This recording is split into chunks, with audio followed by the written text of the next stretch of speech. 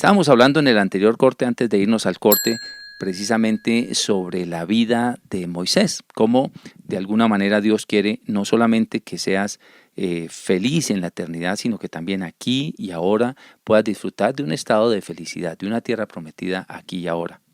¿Y por qué esto? Porque precisamente estábamos hablando de qué hace Dios en medio del sufrimiento del hombre. Y es allí donde precisamente Dios quiere regalarle al ser humano el don de la fe. Cuando tú tienes el don de la fe en tu vida, pues puedes enfrentar el sufrimiento con muchísimas más gracias sobrenaturales que te permiten atravesar el sufrimiento, que te edifican y que te llevan, como dice el Salmo 23, a arroyos de tranquilas aguas. Pues bien, resulta que Moisés quería llevar al pueblo de Israel a la tierra prometida.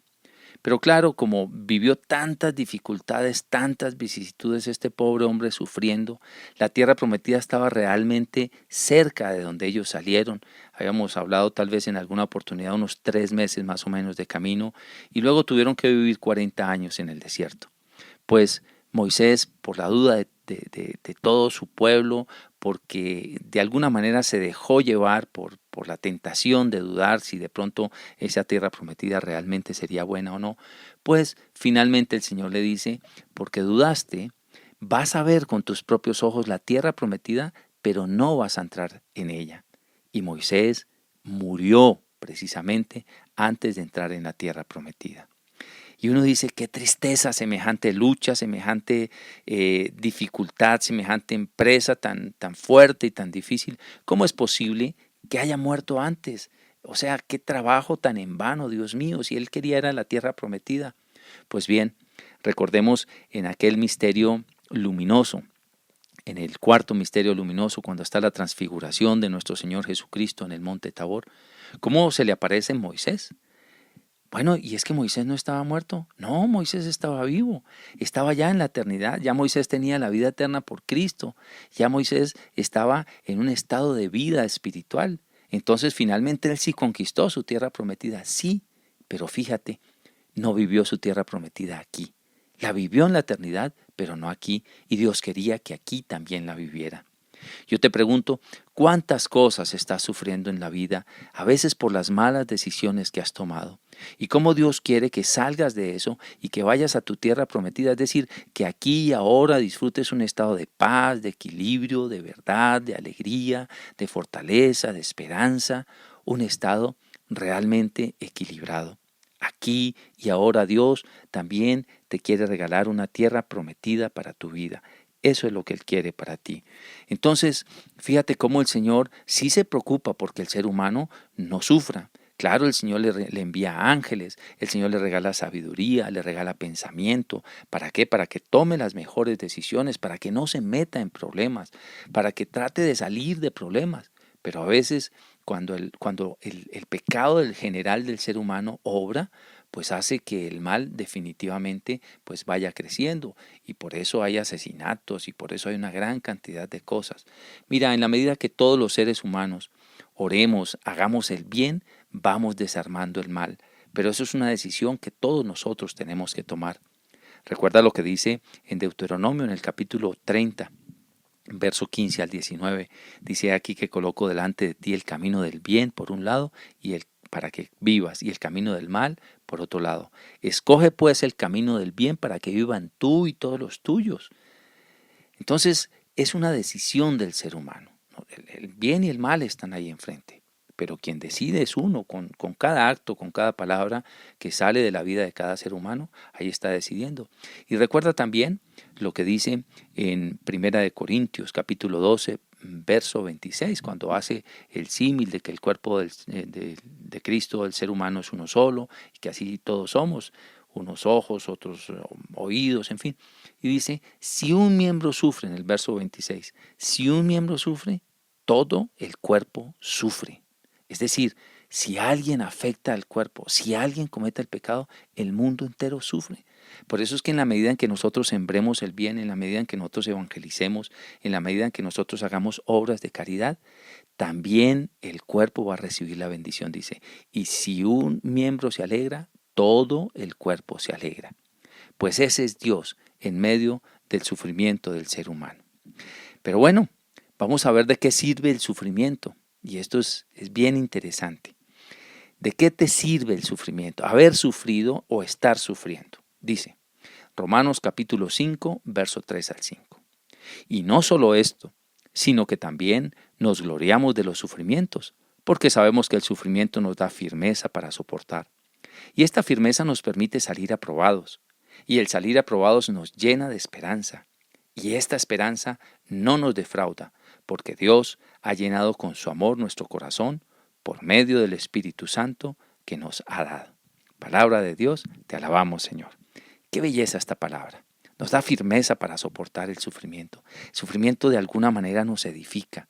¿Cuántas personas crecen en medio del sufrimiento? Se van fortaleciendo en medio del sufrimiento. Hay otros que no se fortalecen, sino que se endurecen. ¿Por qué? Porque tal vez no tienen a Cristo en el corazón. Tal vez no han escuchado su bendita palabra.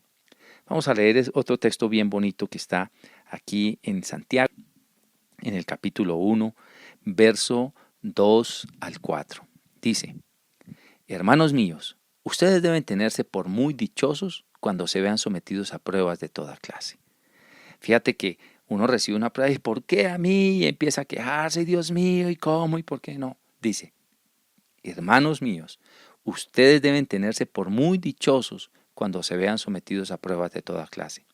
Pues ya saben que cuando su fe es puesta a prueba, ustedes aprenden a soportar con fortaleza el sufrimiento. Pero procuren que esa fortaleza los lleve a la perfección, a la madurez plena, sin que les falte nada. Es decir, que el sufrimiento nos lleva a la perfección y a la madurez plena, y que no nos va a faltar nada.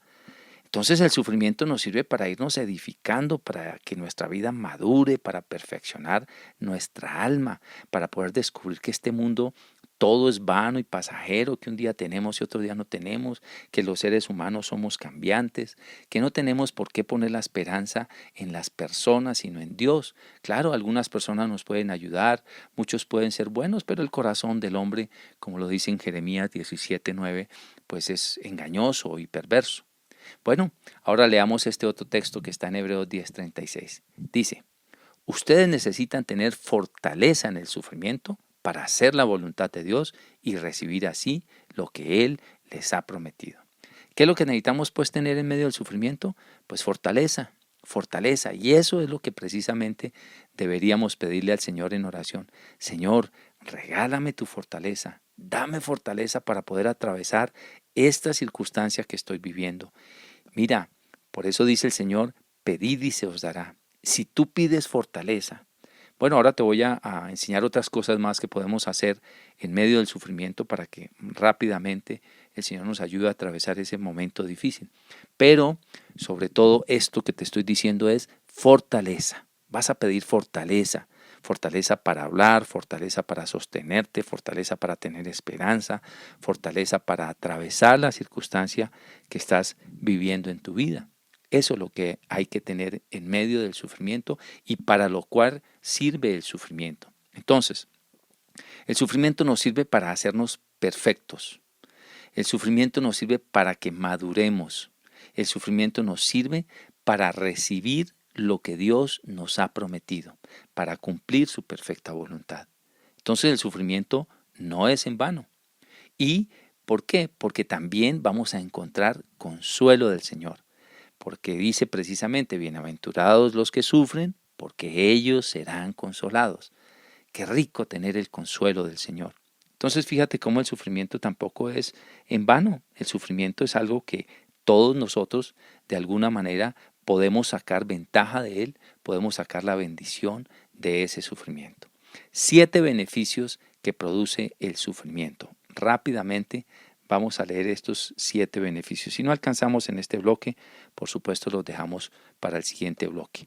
Entonces, el primer beneficio del sufrimiento es que acrecienta nuestra fe. Nuestra fe va creciendo porque tratamos de empezarle a encontrar sentido a la vida y a descubrir a Dios mismo. Entonces, lo primero, el primer beneficio del sufrimiento es que acrecienta nuestra fe. ¿Cuántas personas en medio del sufrimiento crecen en la fe? Solamente porque sufrieron, porque si no hubieran sufrido, no crecen en la fe.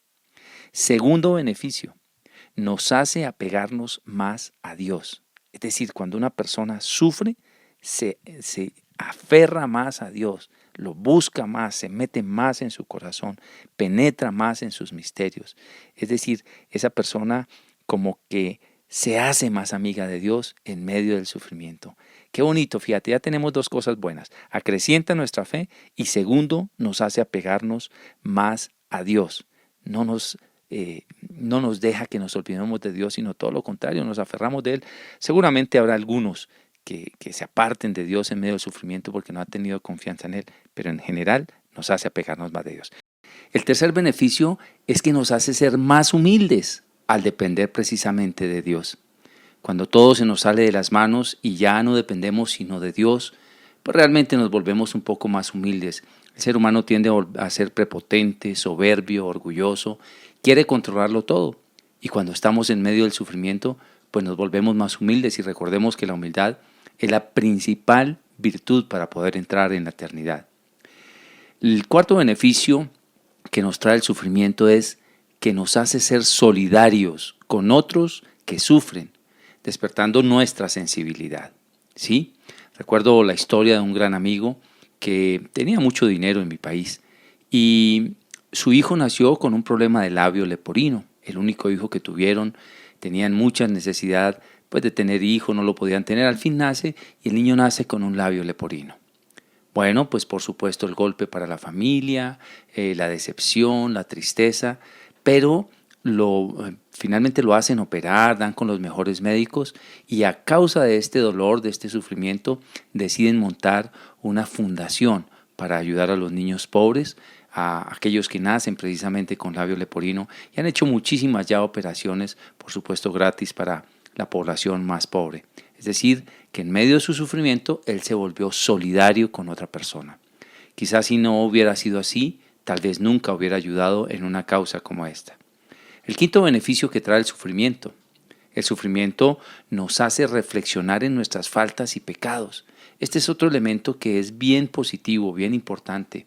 Y es porque precisamente si nosotros no sufrimos, como que no nos detenemos a decir, bueno, ¿yo en qué pecado, Señor? Aquí estoy. ¿Qué debo corregir en mi vida? ¿Cómo debo cambiar? Y te voy a decir, esto es muy importante, porque la gran mayoría de las personas que comienzan a vivir un flagelo duro, comienzan a pensar realmente en su eternidad y a mirar que su vida quizá no ha estado rodeada por el amor ni ha hecho cosas buenas. Entonces comienzan a reflexionar y allí cabe también la posibilidad de transformar su vida.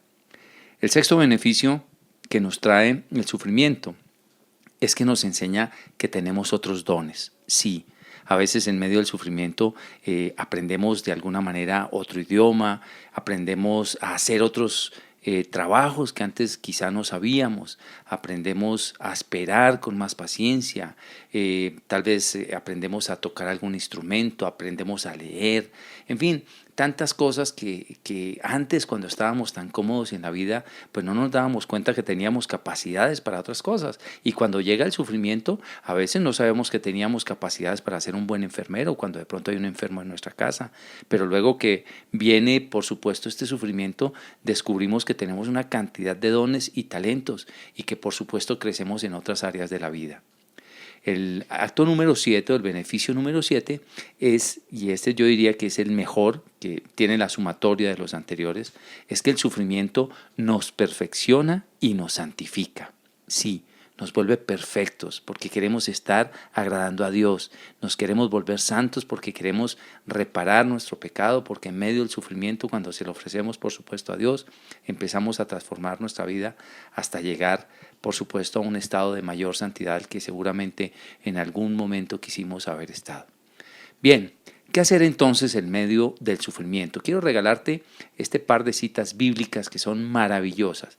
La primera está en Hebreos en el capítulo 12, verso 2. Dice, fijemos nuestra mirada en Jesús, pues de Él procede nuestra fe y Él es quien la perfecciona. Es decir, si estás en medio del sufrimiento y tienes fe, fija tu mirada fuertemente en Jesús, porque Él va a perfeccionar esa fe que tienes tú.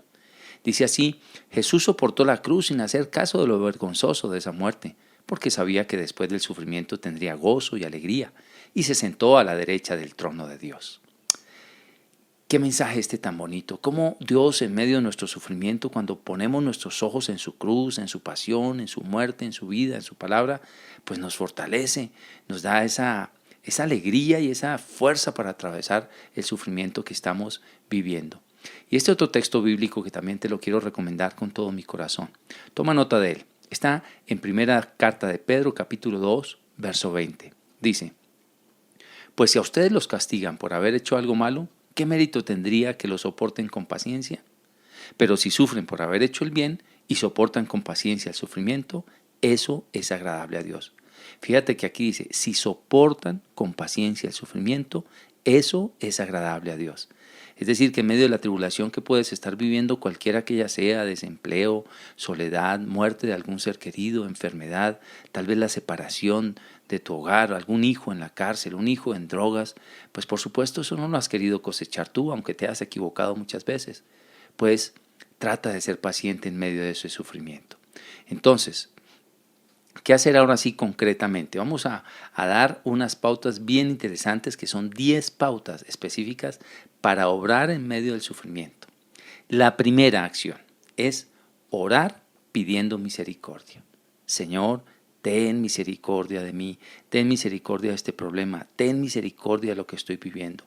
Póstrate todos los días durante tu oración y clama misericordia a Dios. Misericordia, Señor, ten misericordia de mí. Segundo, orar pidiendo fortaleza. Este es otro elemento importante de la oración. Padre, te pido en el nombre de Jesucristo que me regales el don de la fortaleza para poder atravesar esta circunstancia tan difícil. Dame fuerzas, Señor. En el nombre de Jesús, acuérdate que todo lo que tenemos que pedir es en el nombre de Jesucristo, porque Él dice, todo lo que pidan en mi nombre se les concederá. Entonces, Padre, en el nombre de Jesús, te pido que me regales fortaleza. Tercero, orar clamando que se acorte el tiempo de la tribulación. Señor, yo te pido que se acorte el tiempo de la tribulación. Acórtalo, Señor, acórtalo. De pronto ves que es muy larga esa tribulación, que el tiempo se acorte, si es la perfecta voluntad de Dios. Cuarto, orar pidiendo sabiduría.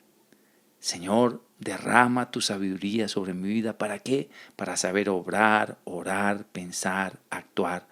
Si es que vas a estar enfermo, sabiduría para poder elegir el médico.